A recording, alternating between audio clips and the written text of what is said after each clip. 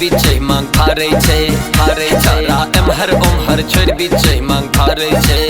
जेबी ने ढौआ कहबै कमौआ, जेबी ने ढौआ कहबै कमौआ। फुटानी झारे छे फुटानी झारे छे छोरा एमहर ओमहर छोड़ बीचे मांग फारे छे। हे छोरा एमहर ओमहर छोड़ बीचे मांग फारे छे। यदि पागल के दिमाग में खुशी के लच्छे हैं तो हमें पागल ही रहने दो, हम पागल ही अच्छे हैं। हाय रे कलयुग की हवा बहल नब का, छोरा सब मोछ कटाबे झोटा राखे लमका। जकरा कटेबाक चाही ओकरे बढ़ाबै छै, जकरा बढ़ेबाक चाही तकरे कटाबै छै।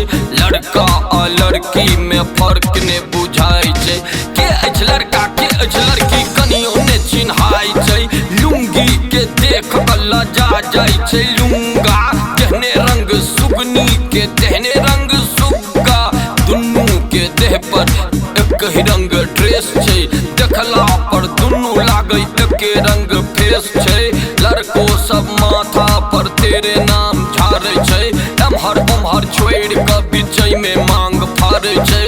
हाय रे कलयुग की हवा बहल नबका, छोरा सब मोछ कटाबे झोटा राखे लमका।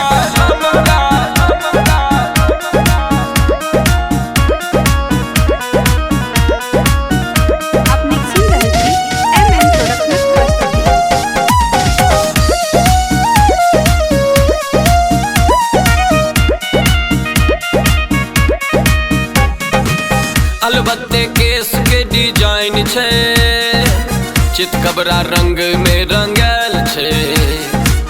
मुँह से निकलै धुआं लागे ईटा के भट्ठा फूकल छे। केहन समैया एलै गे दैया, केहन समैया एलै गे दैया। लाज लागे छै लाज लागे छै। हे छोरा एमहर ओमहर छोड़ बीचे मांग फारे छै। हे छोरा एमहर ओमहर छोड़ बीचे मांग फारे छै। हे छोरा एमहर ओमहर छोड़ बीचे मांग फारे छै। लड़का लड़की दुन्नू कॉलेज के स्टूडेंट छै, दुन्नू के देह पर में जींस के पेंट छै। लपर लपर चाल चले गजबे स्टाइल छै, दुन्नू के हाथ में 4G मोबाइल छै। हीरो हीरोइन के फोटो भरबाबै छै, गंदा गंदा गीत खूब जोर से बजाबै छै। लड़कियों सब मोबाइल पर खूब बतियाबै छै, हंसै छै लड़का तो लड़की मुंह चमकाबै छै। मेहंदी अब छोरा सब लगाबै लागल केस में, तो लड़कियों सब घूम लागल लड़के के वेश में। लड़की सब बांधे लागल ओढ़नी के गोर में, तो छोरो सब लगाबै लागल चश्मा आब सौर में। मिस कही किस मांगे के चस्का छै लागल, सबके घर बिगड़त कहैया राधे पागल, कहैया राधे पागल। हाय रे कलयुग की हवा बहल नबका, छोरा सब मोछ कटाबे झोटा राखे लमका, झोटा राखे लमका, झोटा राखे लमका।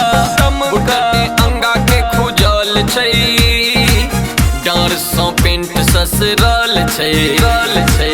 नोचल नाचल सन फाटल, जींस मॉडर्न स्टाइल